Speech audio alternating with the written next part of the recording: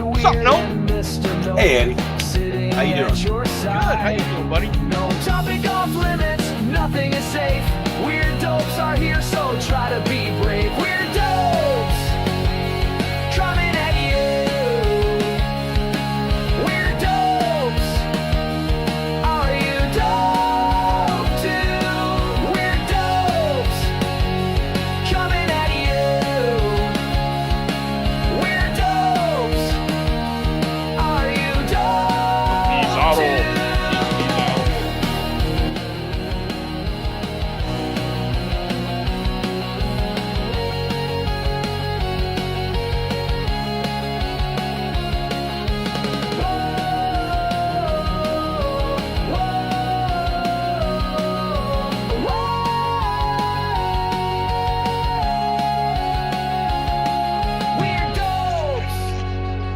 Coming at you. We started a channel.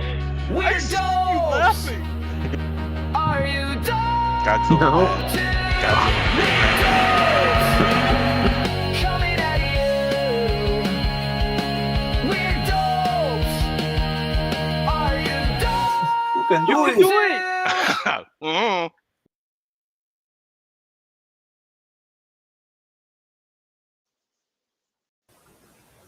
What's up, no? Hey, Eddie. Another fun day at the WeirDopes podcast. I'm excited for Sunday, this one. Fun day, happy day. Oh, wait, never mind. I'm excited for this one. Been Oh, yeah, watching me too. Mr. Fish for quite a while, and it's amazing watching them draw their pictures live. So, without further ado, let's bring the man on. Fish! What is up, man? Good to see you. Good Hey, to see Fish.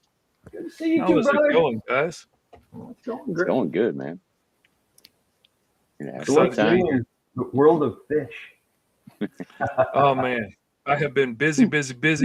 Been trying to get the word out about the Roll for Hero campaign that is live now. Go MrFish.com.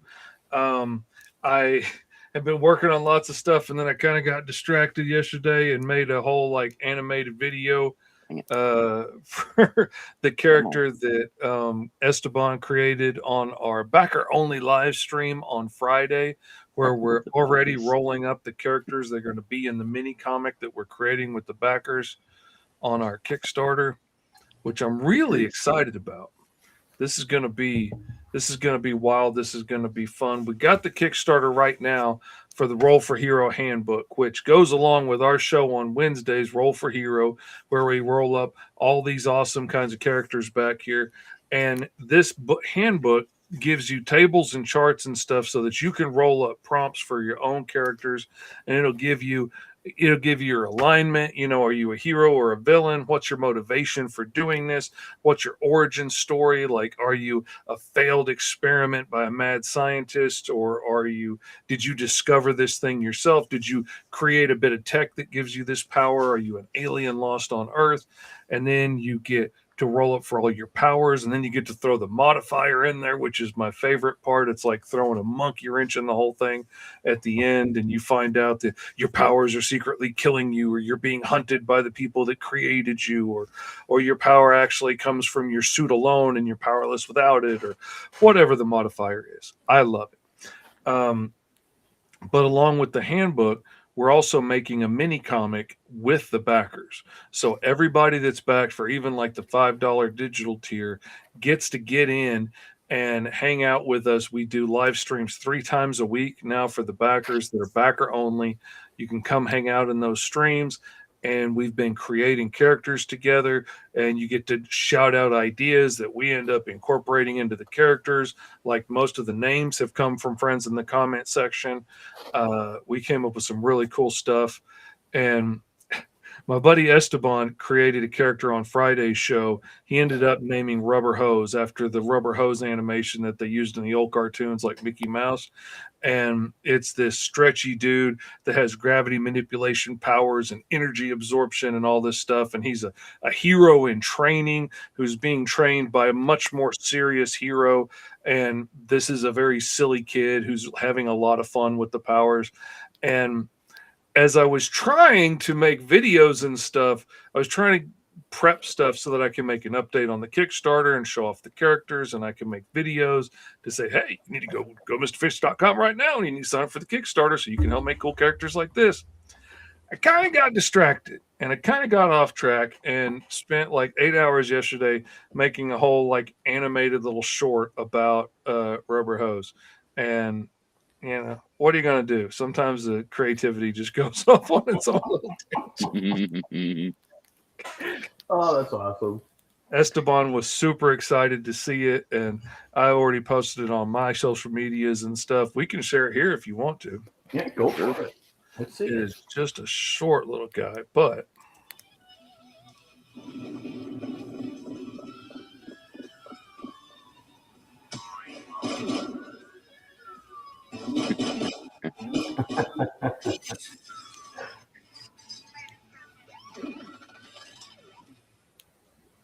That's awesome. Gotta love it. short, quick, to the point. But you know, it lets you show it. He was so much fun to do because of the being able to stretch and the being able to bounce and all that stuff.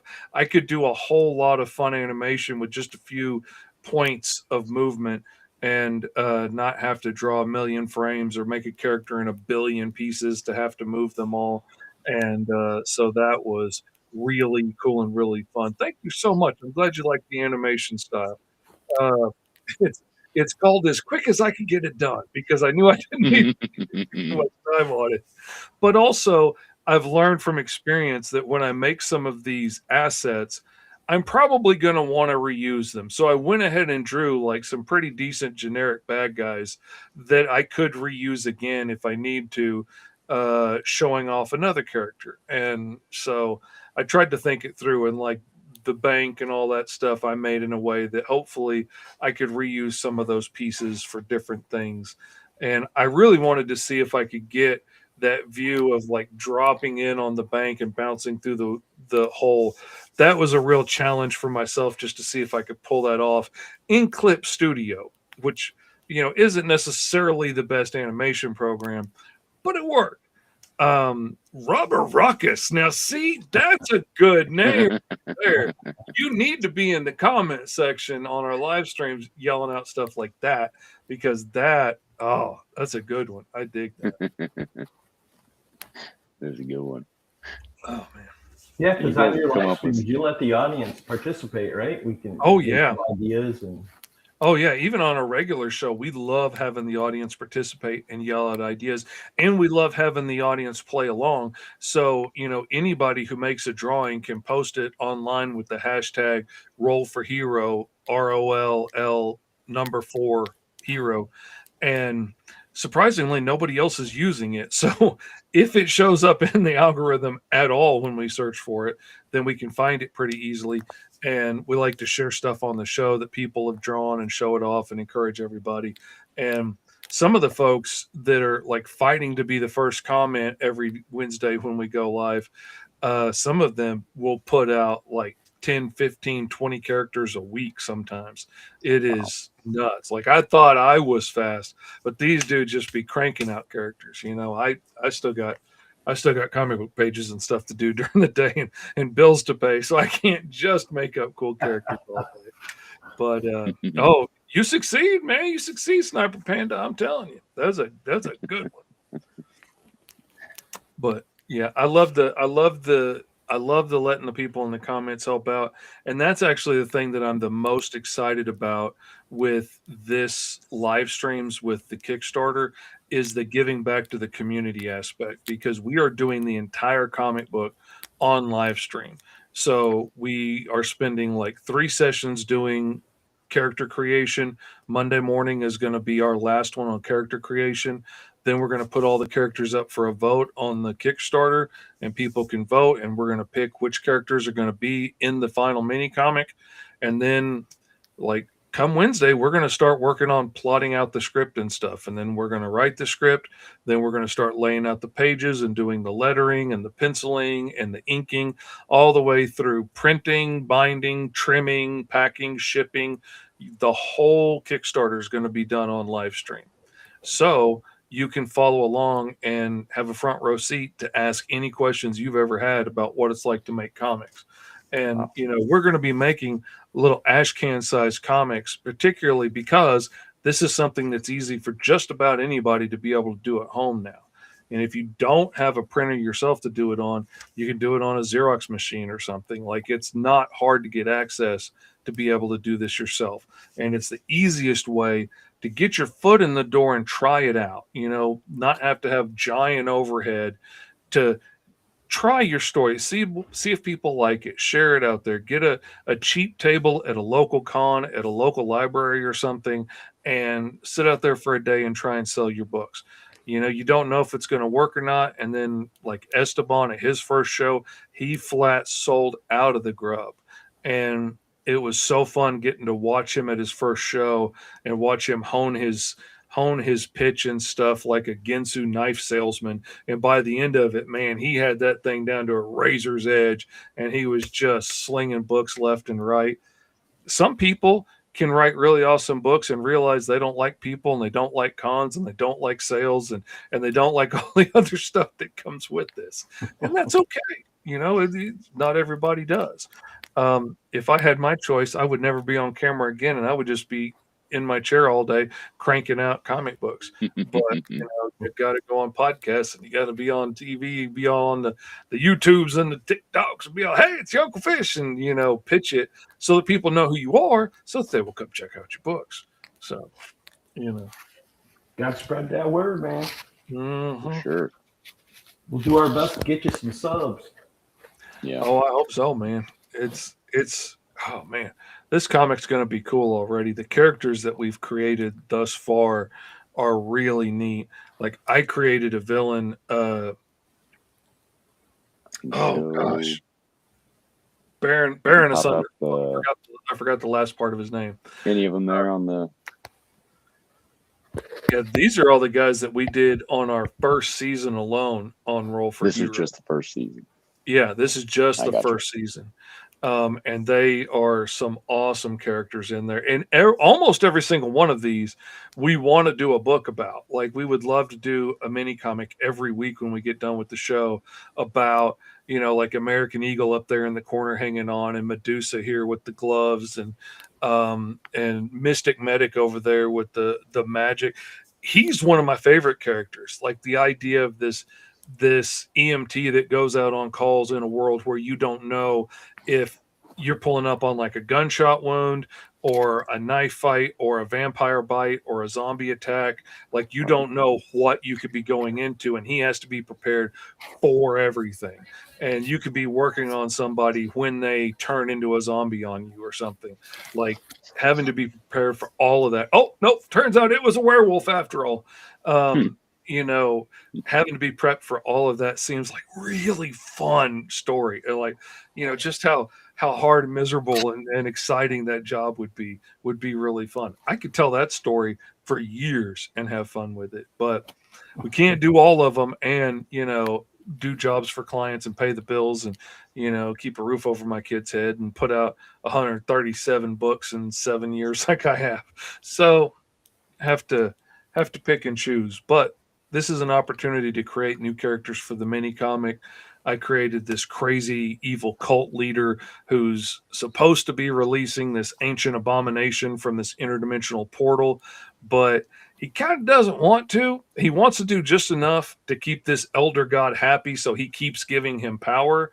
But if he does too much and lets him out, then he's just going to be a dog on a leash, and he doesn't want to be there. He wants to be in charge. So he's trying to keep this evil abomination happy.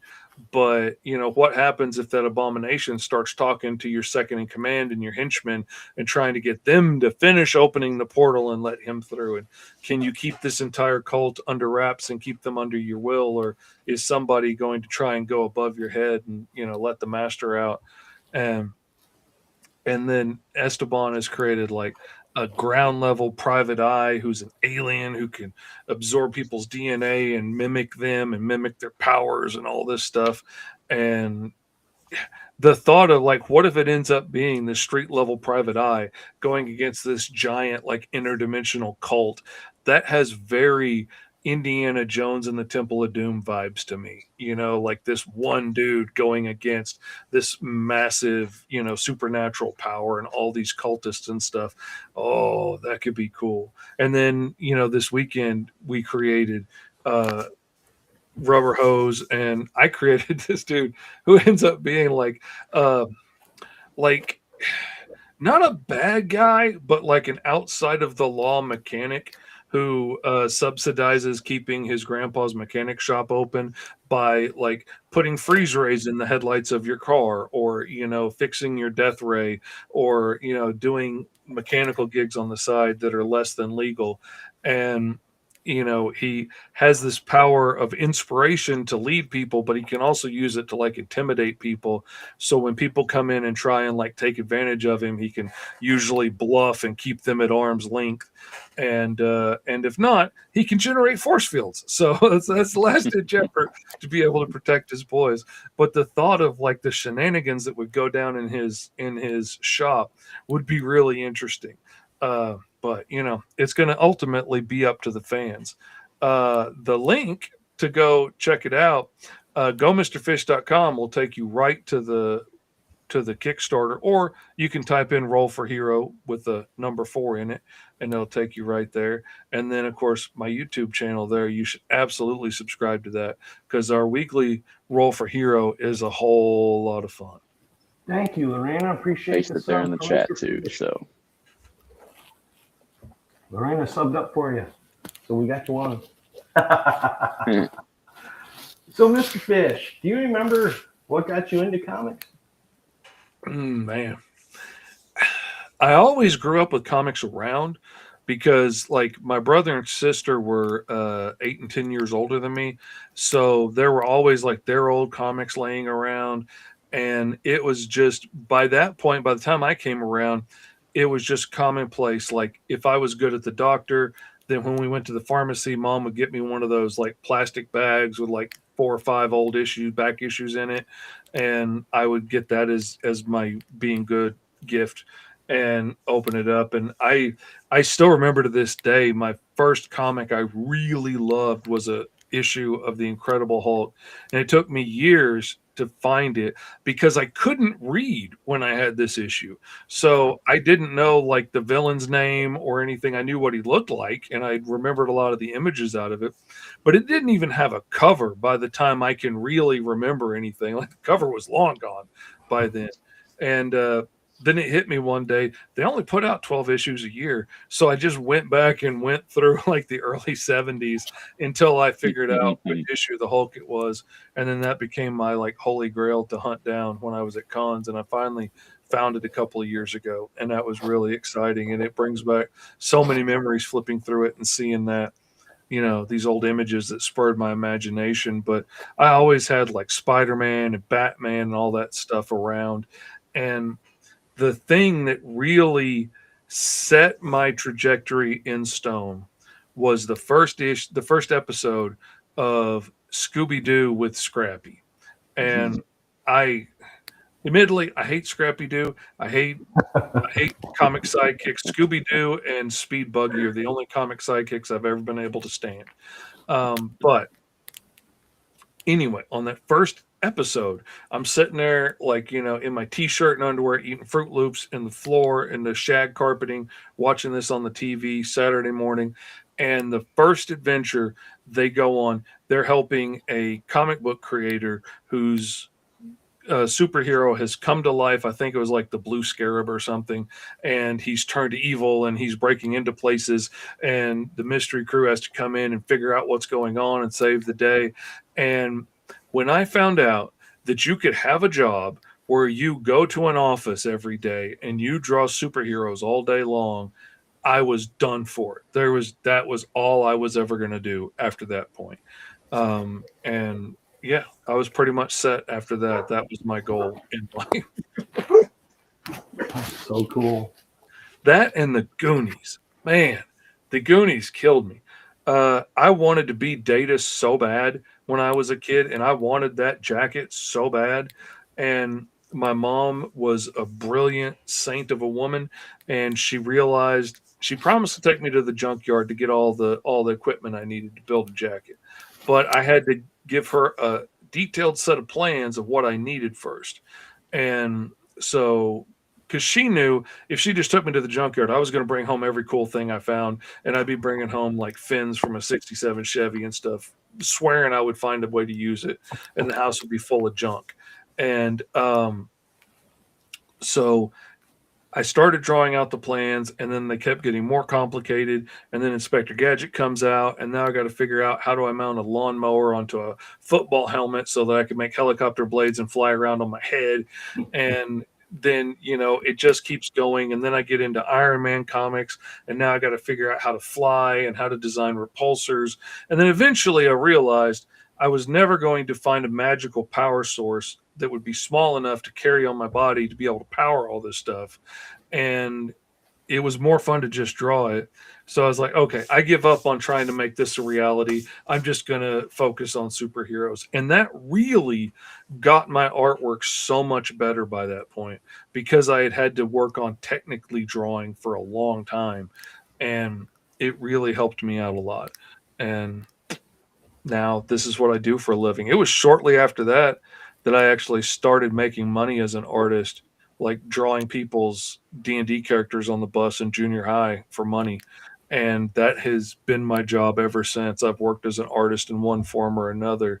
And then, 7 years ago, I had to rebuild a freelance career from scratch after being in a wheelchair for 15 years, unable to walk, talk, and see.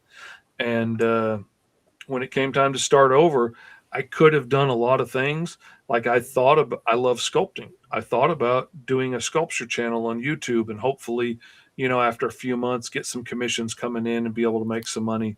But when it comes down to it, sculptures take up a lot of room and comic books store flat. So I went that direction, and I get to do all the storytelling stuff I love in comics, which is hard to do in a sculpture. And next thing you know, it took off and it started working and people started hiring me, and That's it's awesome. crazy. If only you would have invented the arc reactor, you could have had your suit. Man, if I had only known, I remember when it was beta rays from the sun that Iron Man was absorbing through his armor to power it, and I couldn't figure out how to build a beta ray absorber. So if I knew you could just make stuff up, that would have been great. No doubt. Got a couple of questions in the chat. We got one of them for you. They wanted your link. Pete says, so you draw all of these characters live on your show? Oh yeah. The show usually runs about an hour and a half on Wednesdays because I have another show right after that. And we roll up the characters from prompts and then figure out what we're going to do and draw it out live on the show. And these are like the finished drawings here behind me. Like that's what they end up looking like at the end. And we do pretty good. The real challenge for the show was finding somebody who could draw as quickly as I do. And Esteban does a really good job of keeping up with me. Because I had wanted to do this show for a couple of years, and then synchronicity, he was wanting to do the exact same thing, and we happened to find out that we both wanted to do the same kind of show, and I had been looking for a long time. Oh, awesome. Thank you, man. Glad you checked it out. Glad you got it, man. You need to show up in the live stream Monday morning if you're available, man. It's going to be a good time. But yeah, Esteban can keep up with me, and there's only a handful of artists I know that can get stuff out that quickly and draw a character from scratch, in an hour. And but anybody who wants to is welcome to come on the show and hang out and have fun. And we also take writers and stuff because it's always fun to have somebody who's not drawing who can keep an eye on the comments and say, "Hey, Sniper Panda, good to see you. Thank you, Garfwan." Because that's kind of hard to do when you're face down drawing the whole time. I draw a mean stick figure, if that counts. Oh, man. Yeah. Hopefully you get lucky and you roll up a bunch of stick-based powers. There you go. So for people not familiar with your work, what would be one of your books that you would recommend to them to try out and get a taste of what Mr. Fish is all about? Oh, man. I have worked on a lot of books. I've worked on, I think, 137. I need to double check since 2019 when I started doing this full time. I've worked on things like the Sentinels for Standard Comics, which is all ages friendly. It's a really good series with public domain heroes combined together into like a Justice League. It's a lot of fun. I've done Kevin Terry's 5-star for Freestyle Comics. I've done all kinds of different stuff for other people, but out of my stuff, I would say either Green Zone Life in the Blocks, which is about a group of mutants trying to earn their citizenship by surviving the police force for 5 years in a world where it's illegal to be a mutant, and they get shoved into these green zones and forgotten about because they're all supervillains waiting to happen as far as the world's concerned.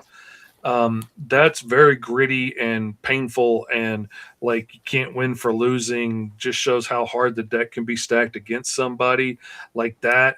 Oh, I love the juiciness and the grittiness of that storytelling. Or there's Alice Lost in Wonderland, which is my magnum opus story. That's a thing that I've been working on for 30 years. I tried self-publishing it 30 years ago, but 30 years ago, I was 21 years old and I was trying to show everybody how grown up I was. So it was packed full of as much obscenities and vulgarity and nudity and graphic violence as I possibly could, because that's what grown-ups do. And that's how grown-ups talk and act. And surprisingly, for some reason, nobody wanted to carry it. And if they would, it had to be wrapped in brown paper so you couldn't see the cover, sealed in plastic so you can't flip through it, and in the back behind the curtain where you got to show ID to get to it. And they wanted 80% of the cover price to hold it on consignment. And so I had to come back and get them all if they didn't sell. And I was like, yeah, I can't afford to do that. And so luckily for me, that book didn't end up going anywhere, and there's only like one issue lost into the ether somewhere that I don't actually have a copy of. I still can't show my kids that, and my kids have kids, but I still wouldn't feel appropriate showing them that because it was nasty. And I'm glad it's not out there with my name on it now. But that story ended up evolving. And the main story of that was about this barbarian with a sword that could cut through reality, and he could go anywhere at any time. Like, what would it be like if Conan had a TARDIS, essentially? And it was a power fantasy when I was 21 years old. What if there was no rules and nothing to stop you and you could do whatever you wanted? And eventually, over time, it became a story about the different people you are at different stages in your life. And you know, as I got older and I adopted kids, he ended up adopting a kid. And much like some of my friends that had kids way too young, he didn't do a very good job of it.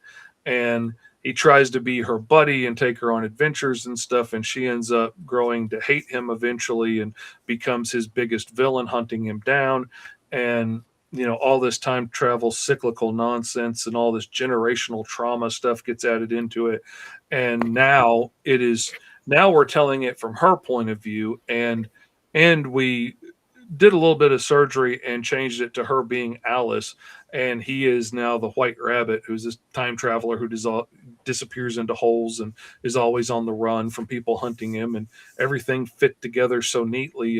And Wonderland is now an interdimensional rift between worlds, and all the crazy characters from Wonderland and Neverland and Oz and all that stuff are all aliens and dragons and monsters and things trapped in this interdimensional rift together. And, you know, what do you do when you're stuck here with all these crazy creatures from different worlds? And, you know, now the Queen of Hearts is this evil criminal warlord, and the Cheshire Cat is this like long, stretchy snake cat yokai interdimensional thing that can go in and out of buildings and, you know, phase out of existence. And Alice is a bounty hunter and has the Tin Man by her side, and they end up getting bound to a contract to hunt down her dad, her adopted dad, the White Rabbit, who tried to save her as a kid and then couldn't figure out how to get her back home, and does his best to raise her, and now she's trying to kill him. And how do we get from there to here? And you get to see clips of, you know, flashbacks when she was a kid and she loves him and wants to be just like him. and then now where she's hunting him down and trying to kill him, and how did we get from here to there? That's where the juicy parts of the story is. That's the stuff that gets me excited. That's the stuff I love. And I brought my buddy T.S. Luther on originally to help edit the books for me, but mainly because I realized this dude's really smart and he's really good at what he does. He's a really talented writer, and I wanted to keep him close by. And so eventually I was just like, hey, you want to write the script for this? After we were talking through like how much of this 30-year story are we going to try and pack into the first 6-issue arc? And he was helping me trim all that down. And eventually I was like, hey, you want to write the script? And he was afraid it was too personal to me. And I was like, no, man, as long as we hit like the notes that I want to hit, go nuts. I'm not that precious about it, man. Have fun.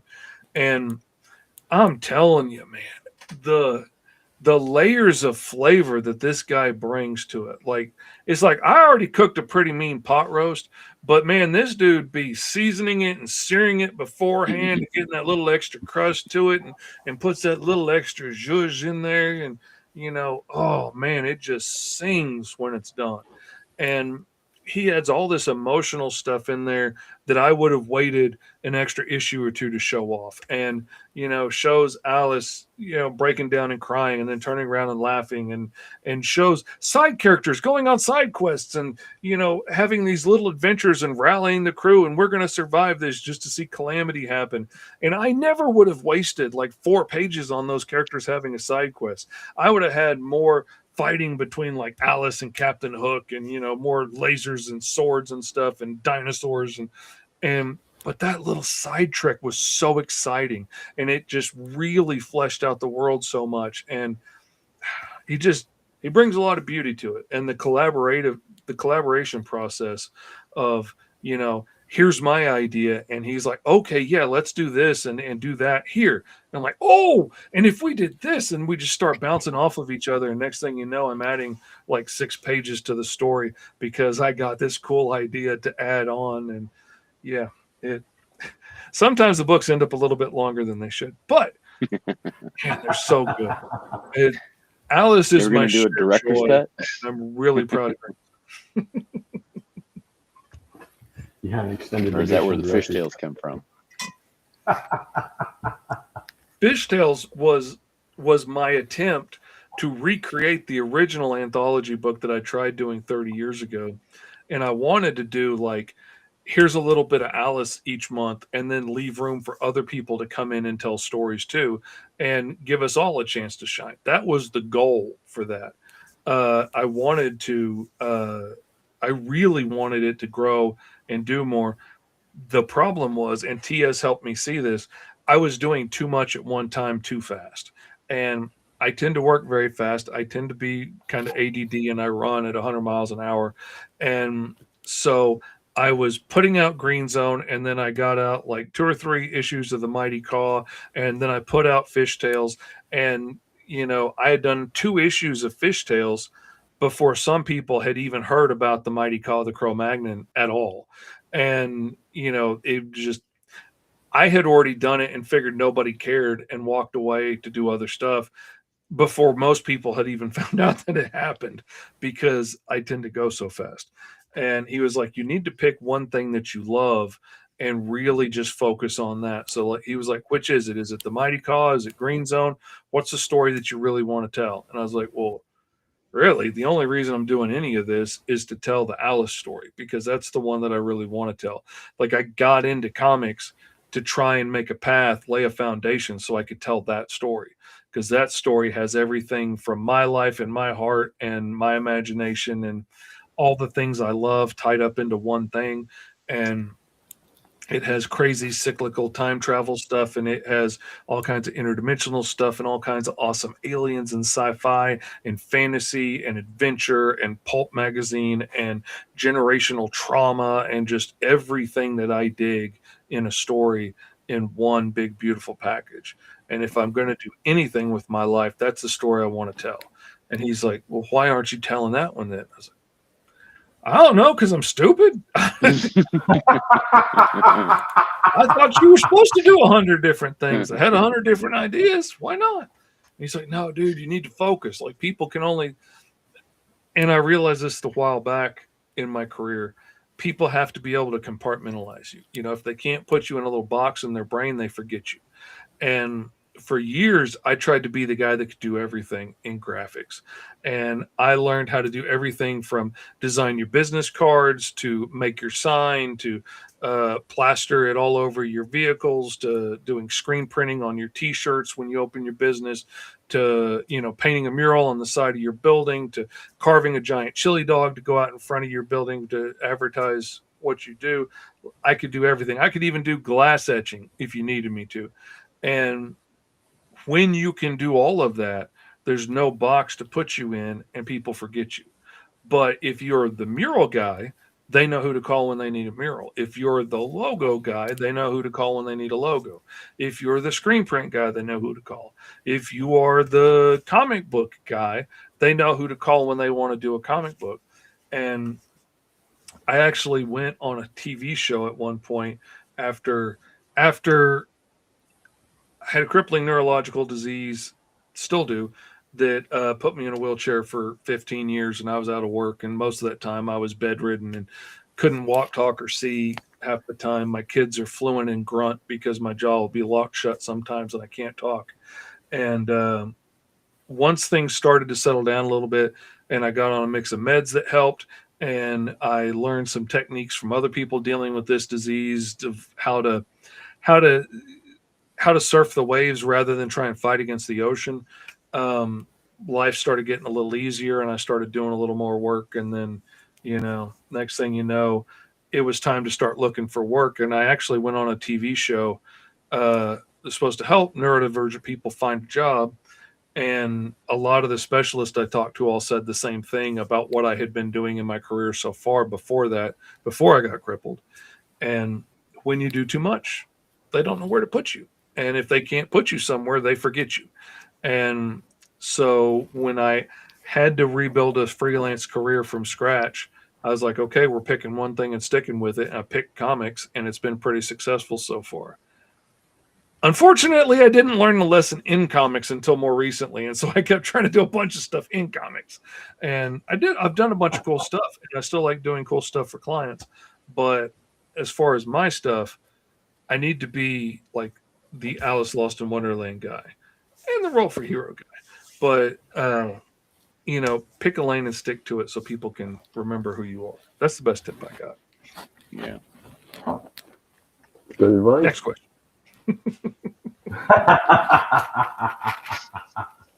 Where can people find your books? Amazon, your webpage? Where would you send people to go to give your stuff a try?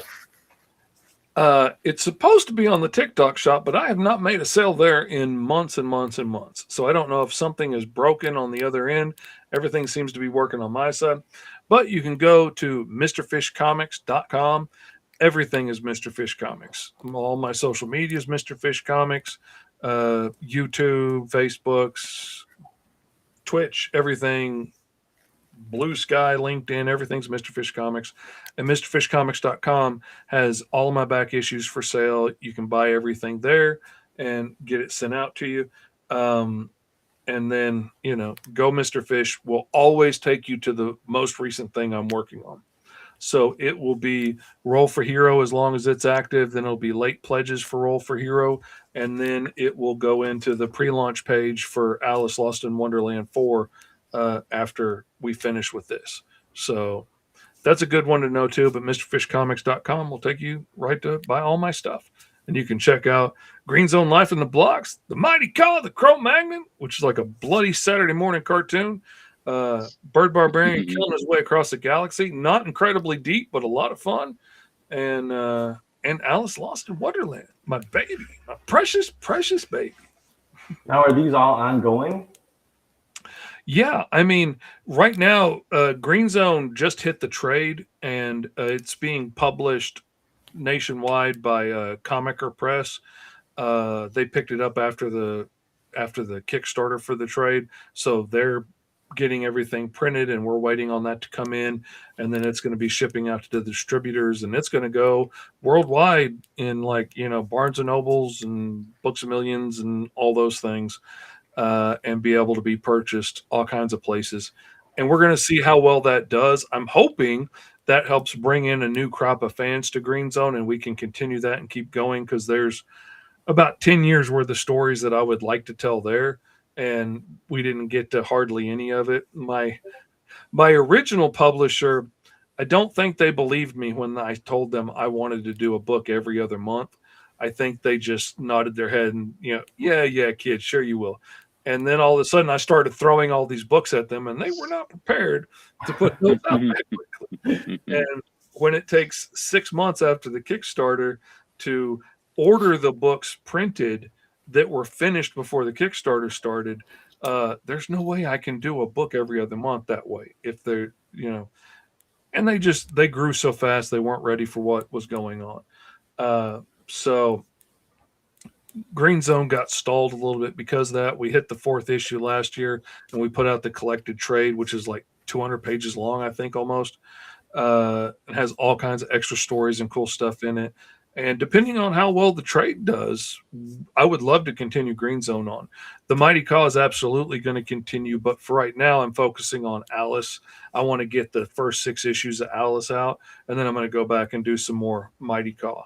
But because Mighty Caw is just fun, man. I mean, just big bird dude cutting up snake men and monsters, and it's like the old school cartoons that we grew up with, like when we were young. When we last saw your hero, he was hanging off the wall of a volcano, and then he escapes and he kills the monster and slays the dragon, and he saves the princess, and oh no, he's being attacked by a giant space wasp. How will he survive? Tune in next week. Like, it's very much that kind of vibe. And so it ended with him being carried off by a bunch of snake cultists, and so we got to go back and see what happens. You got to see how he escapes, and it's gonna be a lot of fun. I sat down to just jot down some ideas when I had the idea for the Mighty Caw, and I was like, okay, I'm gonna jot down a couple of plot points before I forget them, and I outlined the first 26 issues in like 6 hours. Oh, wow. Wow. That's From the exciting. time I woke up from my nap laughing at this image in my head of the Mighty Caw, the crow Magnon, and he's like, looks like a crow dude. I woke up laughing at that pun. I jumped up and drew it down. 30 days later, to the day, I had the Kickstarter launched and live. I had a Patreon started. I had the book finished. I had a merch store opened with the Mighty Caw swag and T-shirts and stuff.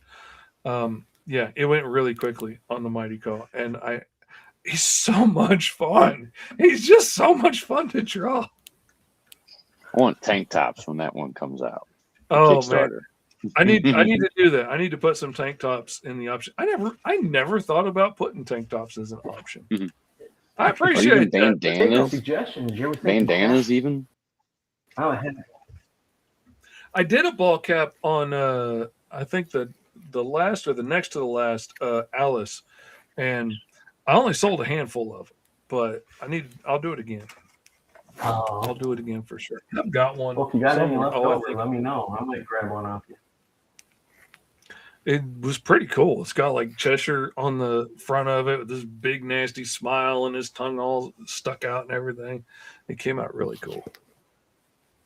I think I got one actually. Let me go grab You it. got a hat? Wow. Yeah, I believe so. But obviously with the hair, I can't wear it right now. Oh yeah. Can we see a picture of the Mighty Caw? Oh man, hold on a second. Let me try and pull one up here real quick.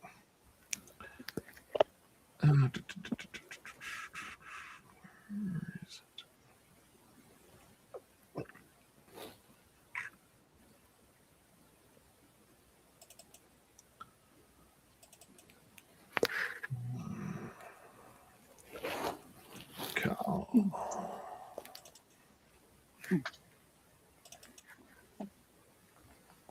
I do have that big photo that has him, but it wouldn't be so prominent. But here's the Cheshire. Let's see if I can do this without moving the chat around. Yep. That's the hat, all right.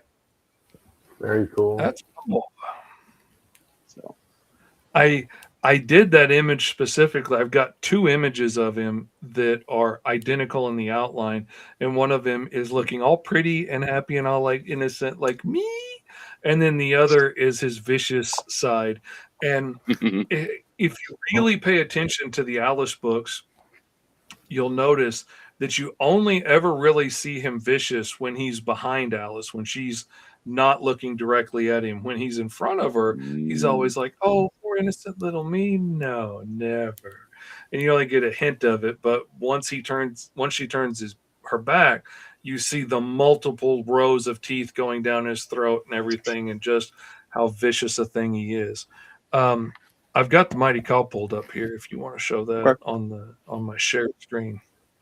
Yep. Very There cool. we go. That's big beefy bird barbarian for you. It was a little tricky for me to learn how to draw him with the hands that massive and the head that small. And when it comes to certain poses, it's really kind of hard to figure out, like, how do you draw him?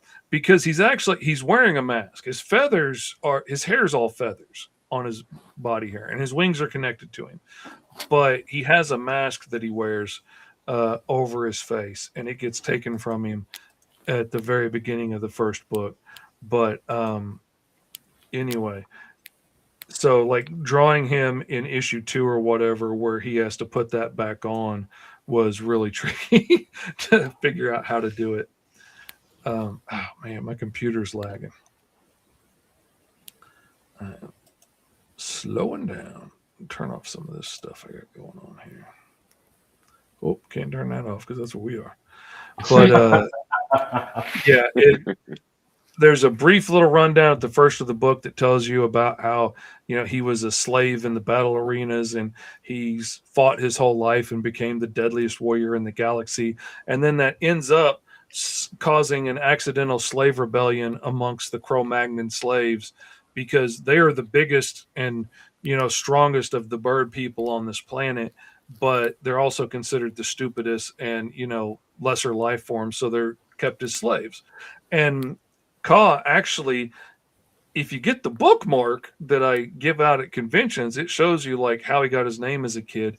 But he got sent to the arena basically as fodder to die for crimes that his parents committed, and as a child. And his whole hatchling group gets ate by this monster, and then he ends up cutting his way out of the monster's gut and ends up fighting every day for the rest of his life and becoming this big mighty warrior, and causes a slave rebellion. And then they hire these space pirates to capture him and take him off planet, because the armies of the Angelic Council can't stop him, and so better to get rid of him and get him gone.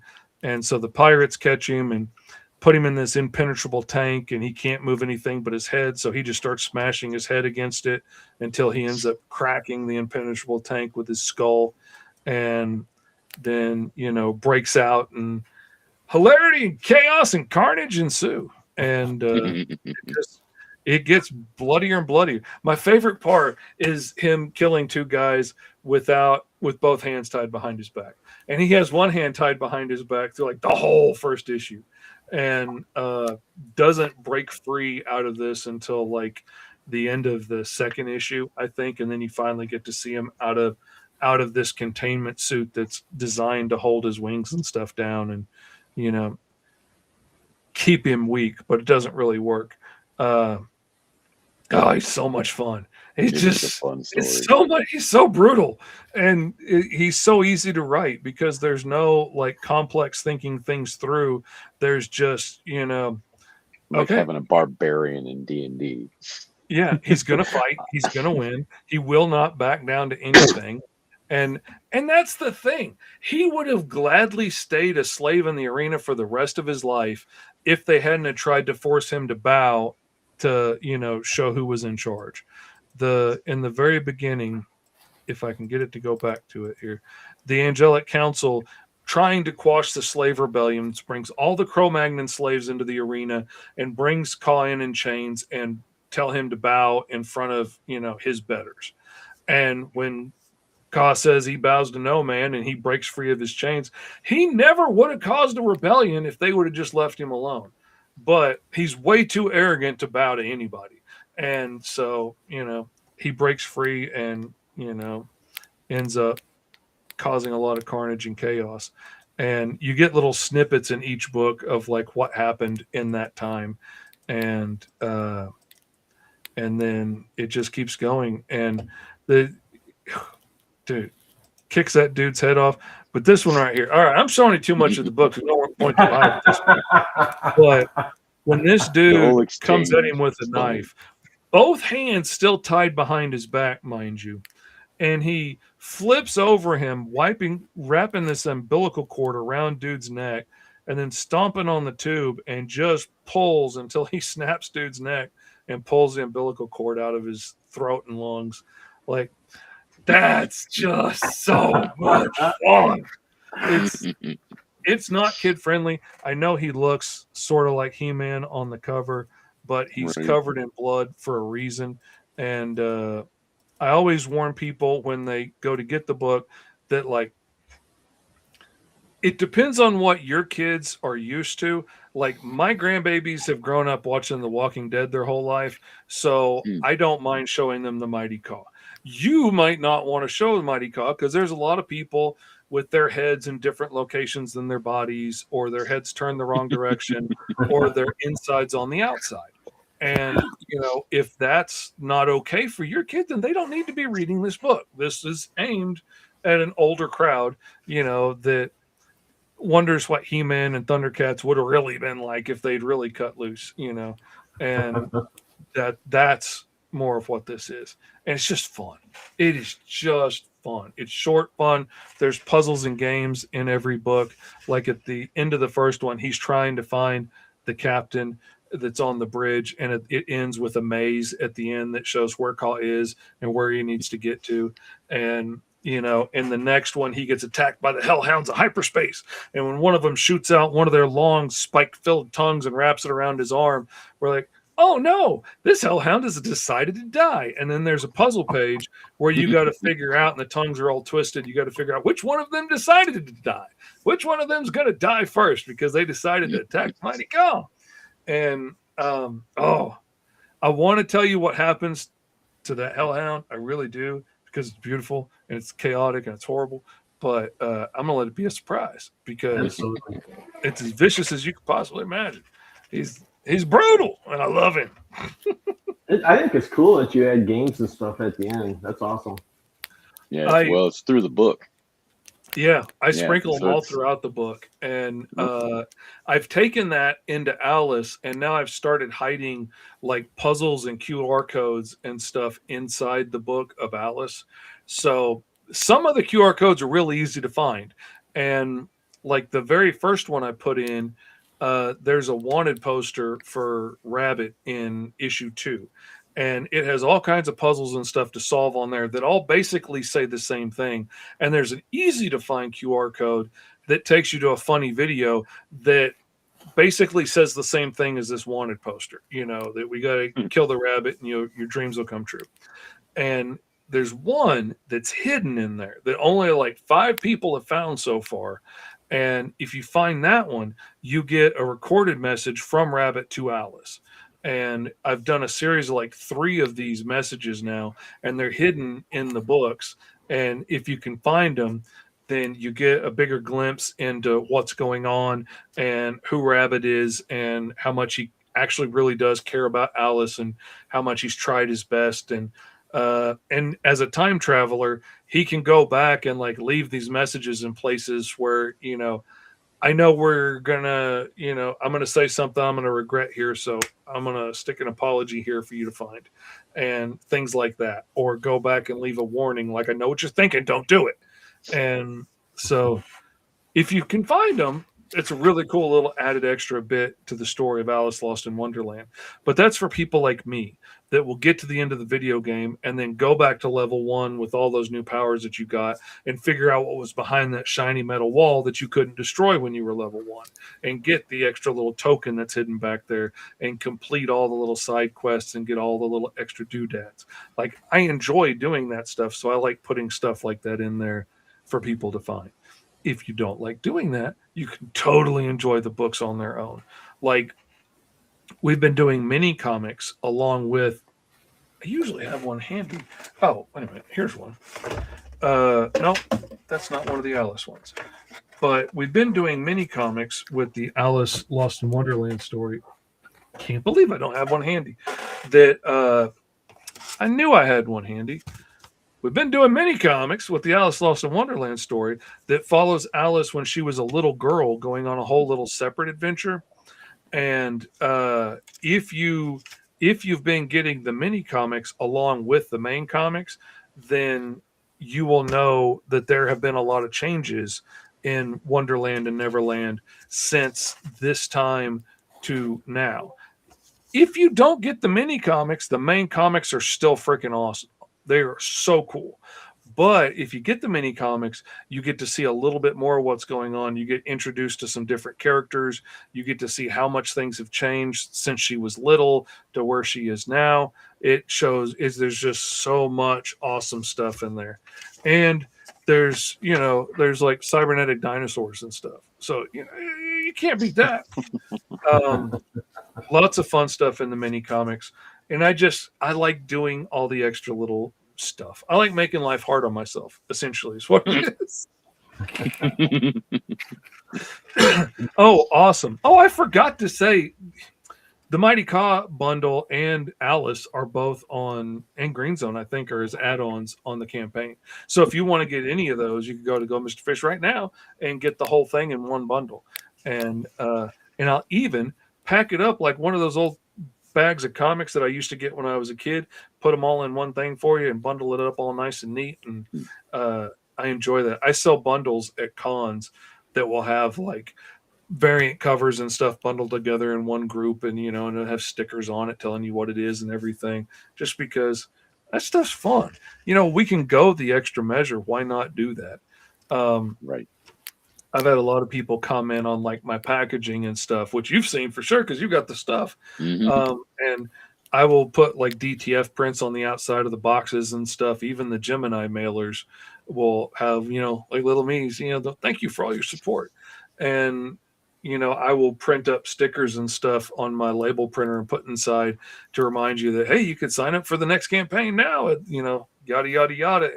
And a genuine thank you for helping support a disabled artist, because a lot of people see me like this and just see, hey, it's your Uncle Fish. And they don't realize that I still struggle with a neurological disorder. I still had to build a career around what I physically can do as opposed to just whatever I want to do. A lot of times after a day of streaming and stuff, I still have to have my wife help me get to the bedroom because I can't see, and I have to hold on to her and follow her and have her help me get my legs into bed. And, one day I was shaking so violently that I nearly fell out of bed.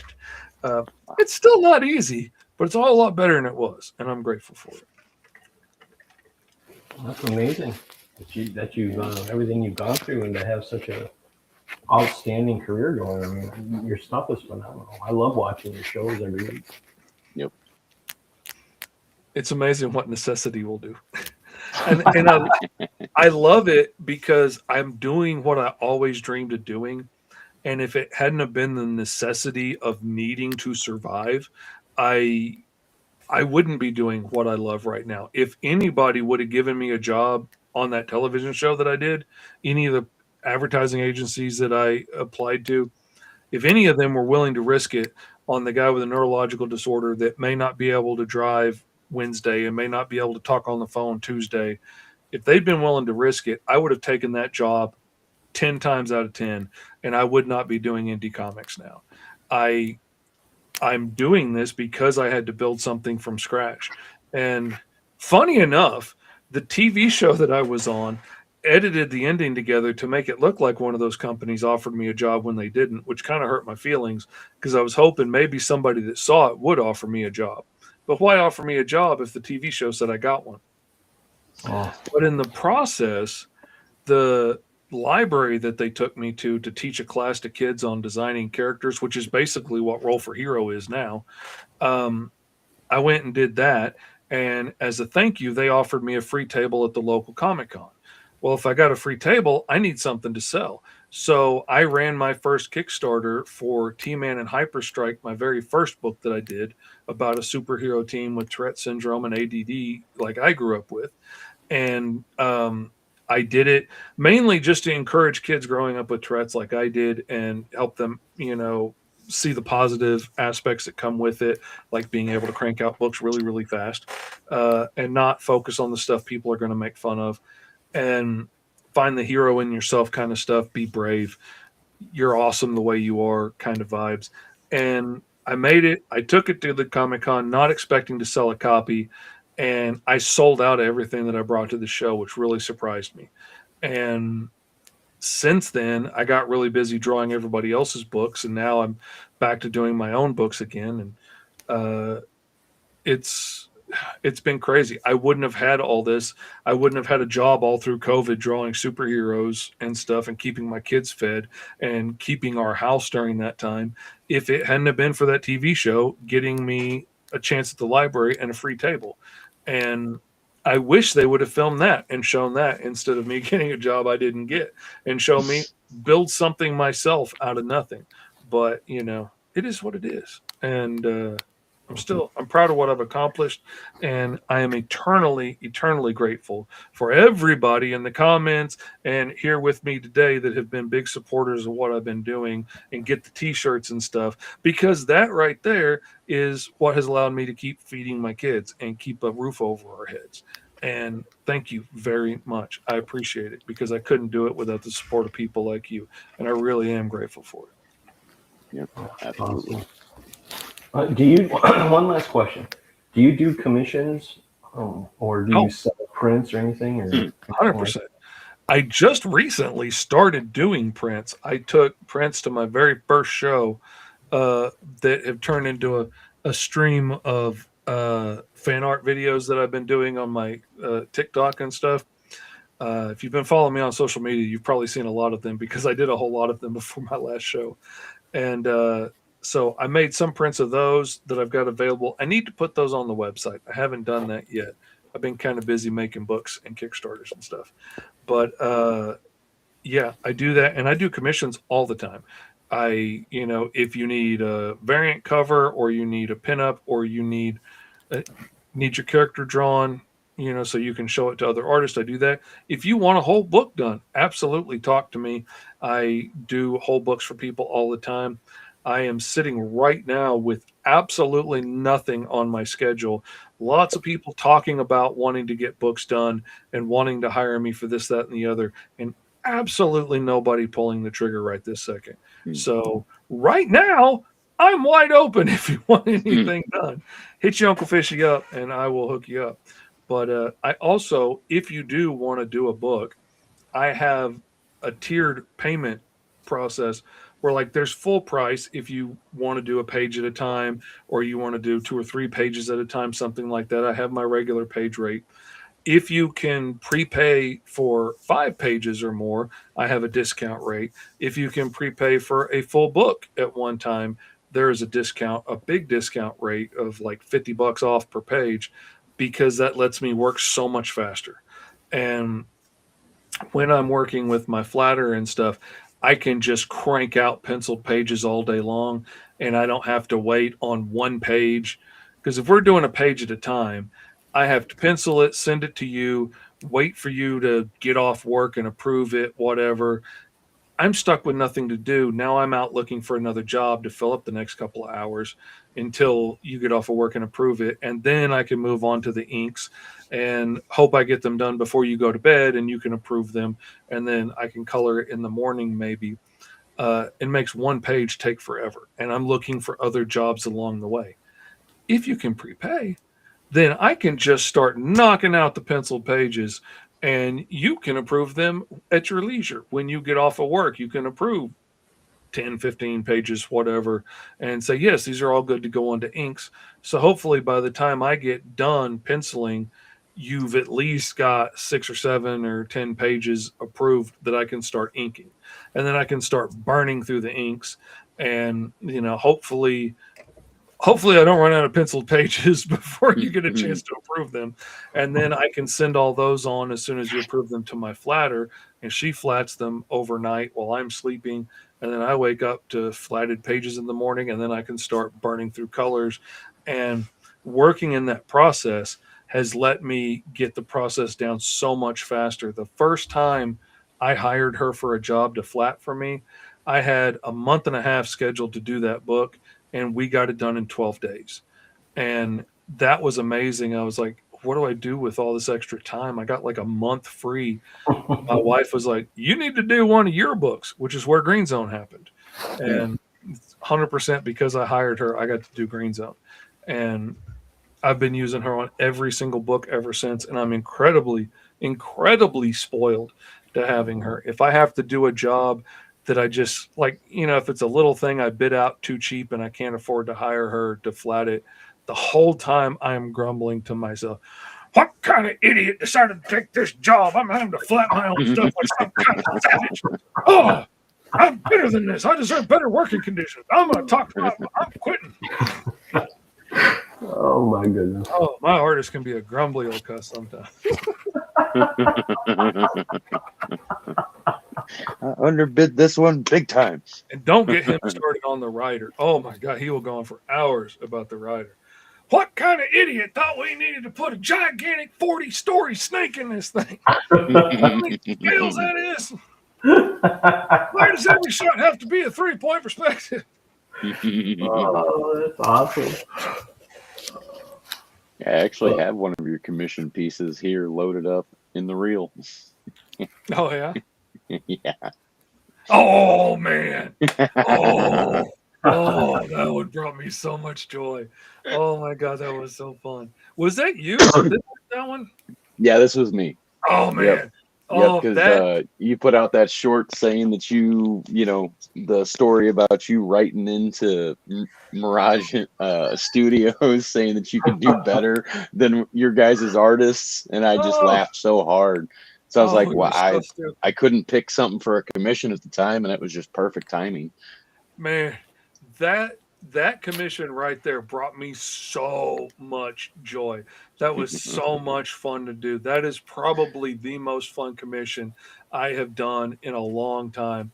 I just recently did one where one of our fans sent in like, okay, here's like 20 characters I've created on Roll for Hero. Why don't you pick one of them?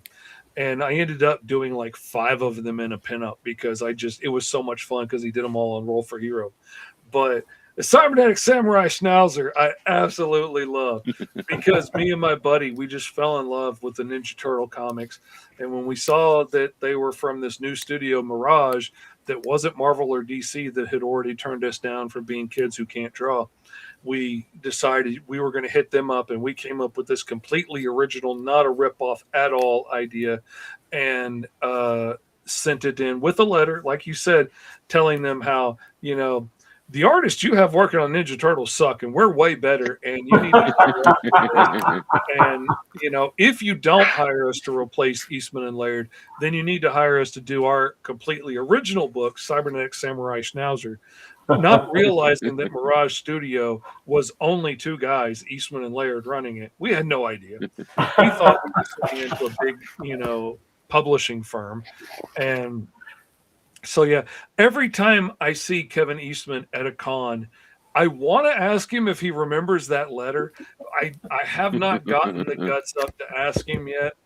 But if we ever end up in a casual conversation at some point, I'm 100% going to ask him because I'm just curious. I'm sure he got a lot of weird letters, but the sheer audacity of our junior high behinds, and it's so stupid, but I love that. It was so much fun cracking through my memory and trying to remember all the little details that we had added to it and all the little bits that we had stolen from here and there and everywhere. And one of my friends had designed this idea for like Predator style, Wolverine style blades that would pivot out instead of shink out, because trying to figure out how to make them shink out was almost impossible.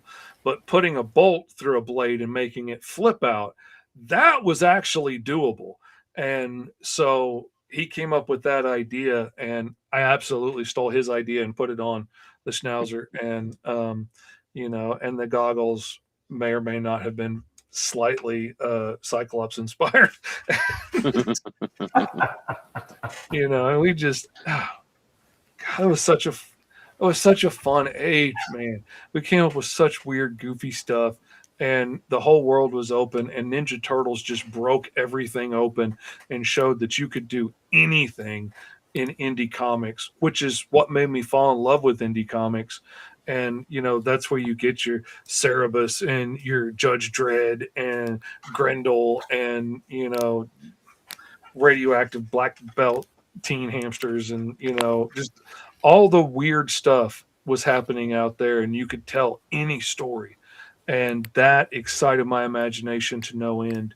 And that's what I wanted to do. And I know so many people around me that are fighting and clawing to try and get to Marvel and DC, and I'm like, dude, I'm good. I'm getting to tell the stories that I have always wanted to tell my entire life, and I have people buying them and buying the swag.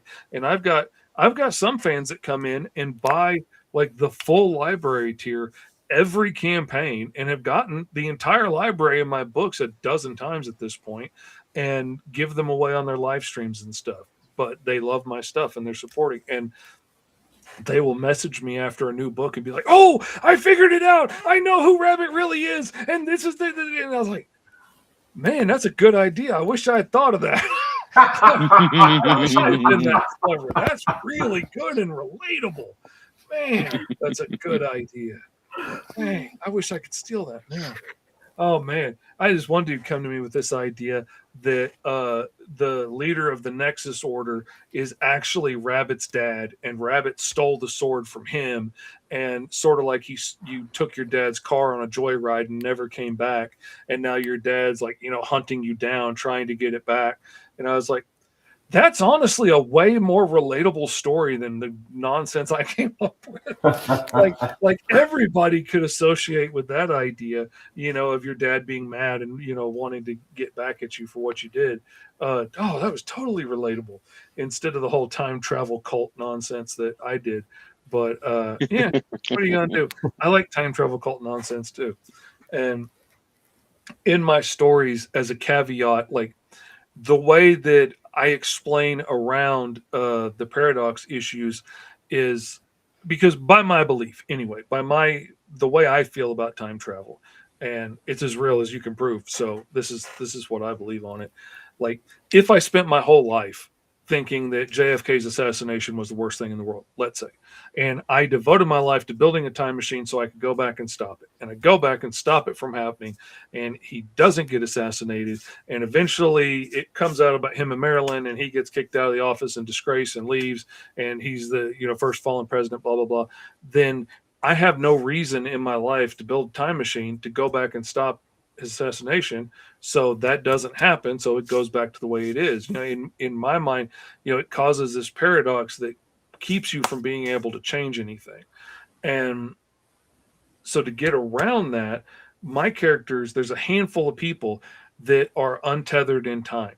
Like, if you are the only version of you that was ever born in any multiple dimension, any timeline, if I was the only fish that was ever born, then I would be born with this snow white hair, and that marks you as being alone in the universe. There's no other variants of you anywhere, and it's the variants of us that weave through the multiverse that keep us part of the tapestry.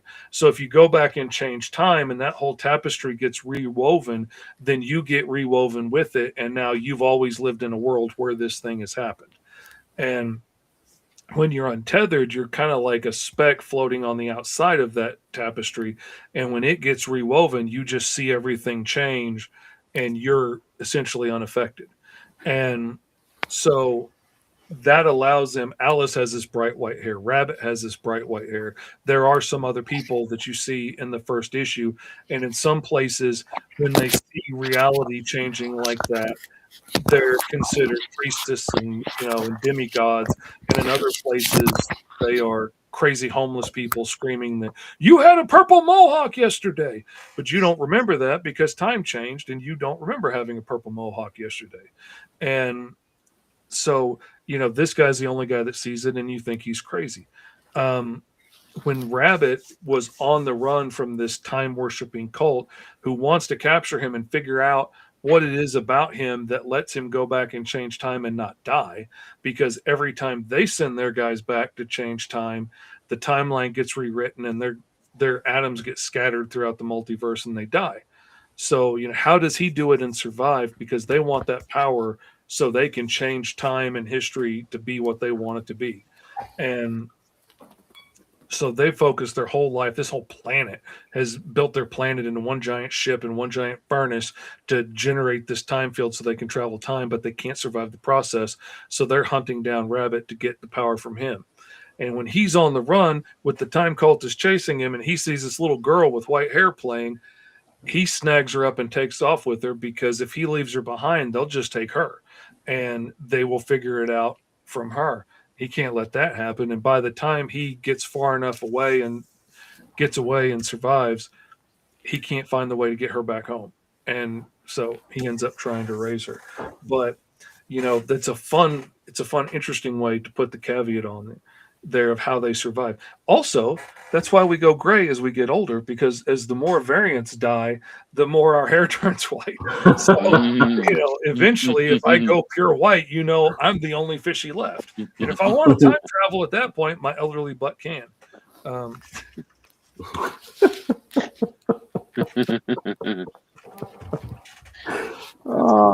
Yeah, I always thought that was a cool mechanic to the story. The white hair and the crazy people yelling crazy things. I was like, that just makes so much sense. Oh, yeah. I mean, imagine what it would be like seeing reality get rewritten around you constantly. Like, that would drive you insane if you didn't know what was going on, if you were just left to your own devices, but then in another smaller group, maybe you would be the medicine man that, sees visions and knows more about what's really going on in your heart than you thought, because he's seen the variation where you married the person you really had a crush on, or, the variation where you were the carpenter that you didn't have the guts to be in this reality or whatever. He knows all this stuff because he's seen it before time got rewritten. And imagine what it would be like just seeing time constantly getting rewritten around you, because there are time travelers and aliens and other things doing things that are constantly changing the timeline. And it's fun stuff, man. I'm telling you. And the story is just going to get weirder and wilder and deeper and more complex and more painful and beautiful. And I really love the idea of getting to play with time travel and see, like, you be the reason you suffer through the things you do because you made these mistakes in the future. You are paying for them in your past, and what it's like when you meet people out of order and, this person hates you and wants to kill you and you've never met them before. You might spend the rest of your life fighting with this person. And, 20 years from now, you understand why she's trying to kill you now, but you just met her right now. And why is she trying to kill you so hard? And, and meeting people at different points in their lives, and and the whole thing, like, if you could time travel back and take out baby Hitler, maybe you'll stop stuff, but also, like, are you the guy that's going to take out a baby? Like, I mean, Right. It's one thing to say baby Hitler, it's another thing to look at a kid in a cradle and be like, all right, time to go, mustache man. Like, that's a tough thing to do. Maybe you have to draw that mustache on with a marker to give you the inspiration. There is one storyline that is coming later on that is unrelated to, like, Alice per se, but Rabbit goes on to find out one of the villains that has spent their life hunting him. He goes back to try and stop her from becoming that villain, and he meets her a little bit too early, so he's spending time working on the ship that she works on to try and be there to stop her from becoming this big villain. They end up falling in love, and and he falls deeply, madly in love with her. And then one of the deals that he's made with the cobbler who appears in the first issue of Alice, he's this interdimensional deal maker who will make all kinds of random deals with you. He'll give you wishes, he'll give you all kinds of stuff. Sometimes he will give you amazing things for, like, I'm going to take 3 days of your life, or I'm going to take 2 weeks off your life. And when you're thinking like, okay, off the end of my life, that's one thing. Sure. All right. I die at, 98 instead of 99. Okay. No big deal. But he takes them randomly sometimes. And when it gets right to that point where she's about to be turned into this thing that hunts him for the rest of his life, he gets pulled out by the cobbler, and this is the week that I'm taking from you, and you can never go back to this week no matter what, because I am taking it out of your existence. You cannot go back there. And so he's not there to stop it from happening. And he realizes she's spent the whole rest of her life hunting him down because he absolutely destroyed her heart and disappeared on her when she needed him. And and it's that love and hatred that makes her hunt him for the rest of her life. And, and he can do nothing but be brokenhearted about it after this point, because he loves her too at this point. She's not just the monster that's been hunting him. She's also this beautiful, charismatic, funny, quirky, weird girl that, that he fell in love with. And that's the juicy kind of time travel stuff that I love, man. Oh, I love your passion that you have for your work. You can just see how much fun you're having in your face when you're talking about this stuff. It's fantastic. For sure. I do love my work. And that's the thing. I could go back to doing logos again, and I know for a fact I could make per hour what I make per day sometimes doing comic books. And it was very lucrative to do it when you can find the right clients. But I was usually always working with people who are risking their life savings to start a new business, and they're worried and they're scared, and they've never hired an artist before, and they don't know anything about the creative process. And I literally had to up my prices just to cover the amount of time I spent teaching people how the process works, and teaching them, all right, this is how it's going to work. This is, I'm going to give you sketches. You're going to pick 2 of these, 3 of these. I'm going to refine those out more. You do not own these other sketches. You don't get to keep those. Like, we're going to hone in on 2 or 3 of these, and then you're going to pick one of those, and then we're going to refine that down to a final point. And then you're going to have one last time to make any little tweaks, like change the colors or something.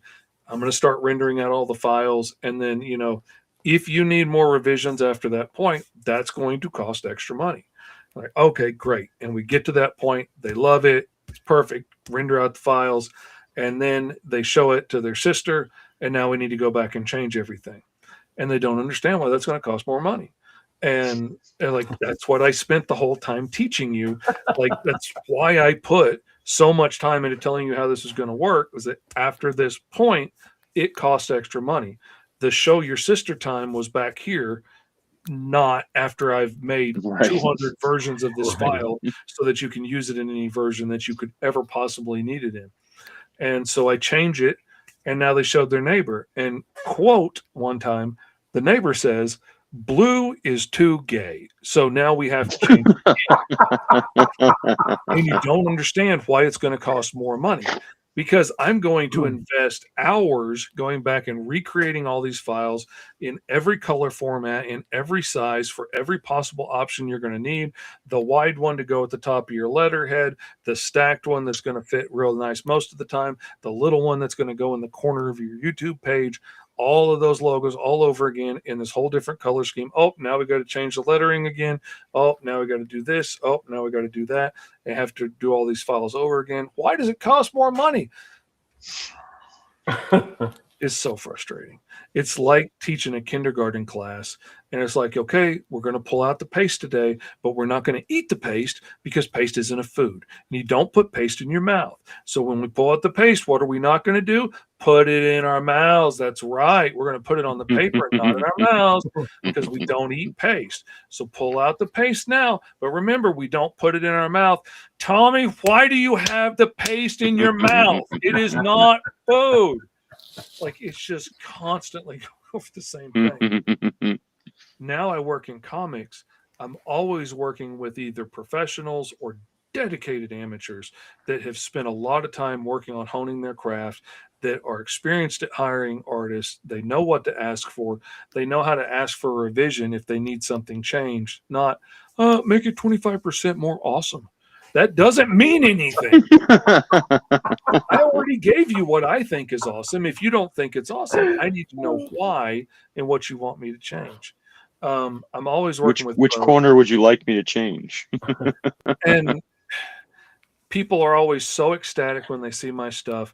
They're always like, "Oh man, this is so much more awesome than I thought it would be. This just, you took my ideas and just took it to the 10th degree." And they're always so excited and they're always so happy, and that brings me joy. And I get to sit in my recliner all day drawing superheroes, making sound effects and stuff, and it's just, I have a good time. And that is worth the long hours. And sometimes I'm honestly working 16 hours a day, 7 days a week for a couple of months straight sometimes, until my brain just quits and decides we're going to stare at a wall for 2 days, and then we reset and go back to it. But I go to bed exhausted at the end of the night, but I love my work, and that counts for a lot. And honestly, after having spent 15 years stuck in my bed or a wheelchair, I know how easy it is to lose time, and I've got a lot of catching up to do. So I'm going to spend every day I have from now on cranking out more stories and getting more of my stories out there into the world, and helping more people bring their stories to life. That's what brings me joy. That's awesome. Because like they say, if you do what you love, it's not really working. So, Yep. I mean, it's a job, but it's way better than digging a ditch, man. no kidding. Yeah.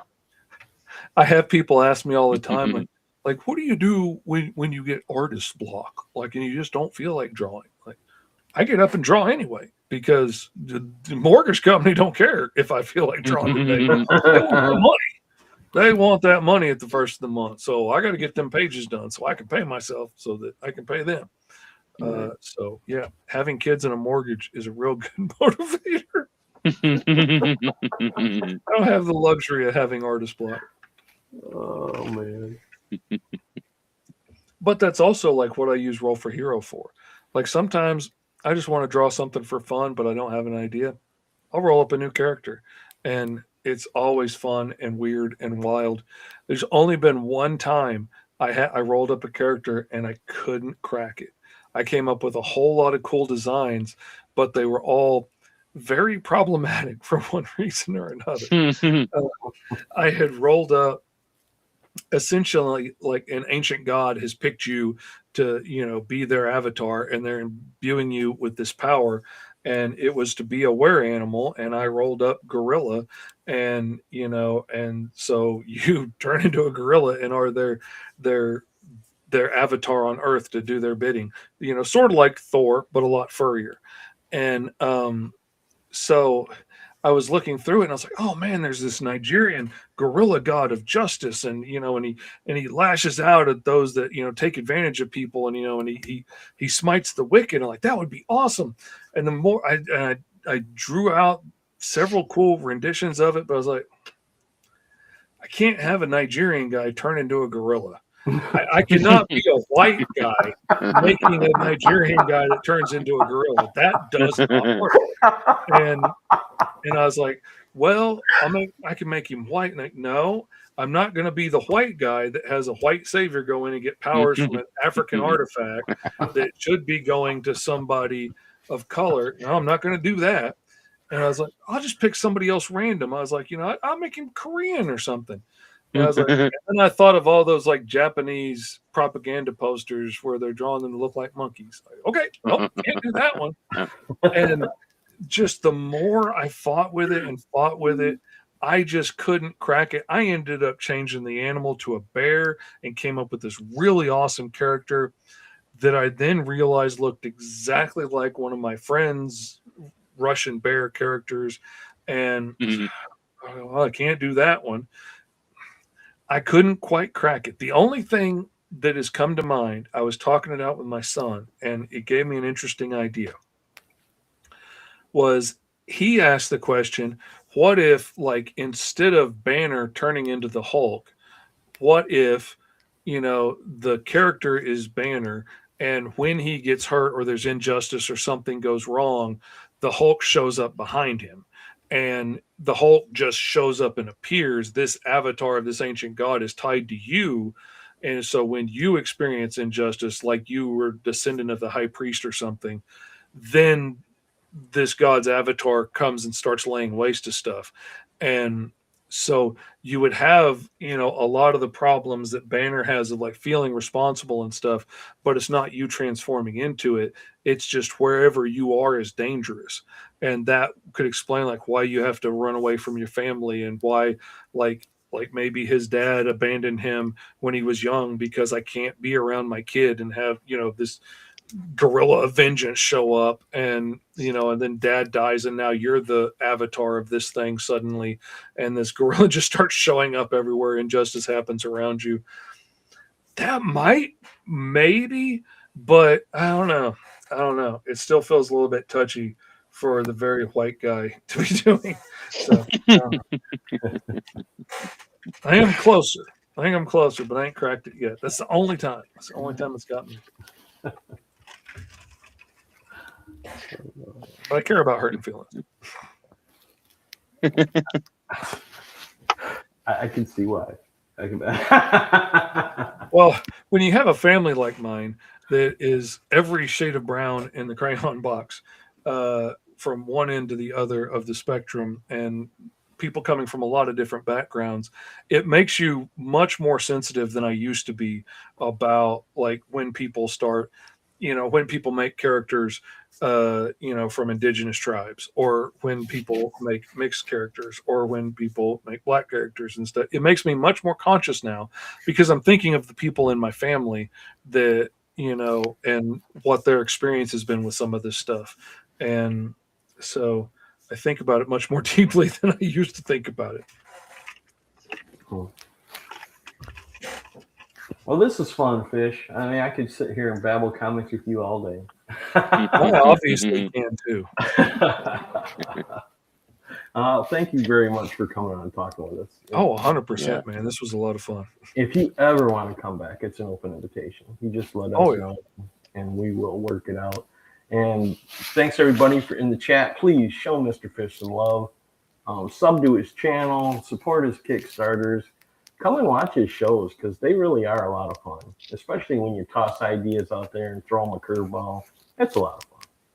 Yep. Oh, it's inspiring. Like you kick out an idea, and then that gets me thinking, and then I kick out another idea, and then somebody else riffs off of that, and then all of a sudden we're going in a whole new direction. It's a lot of fun.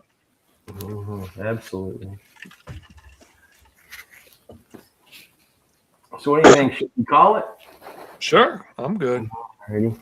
Well, thanks again for coming on, and thanks to everybody for showing up. And we'll see you soon on the WeirDopes podcast.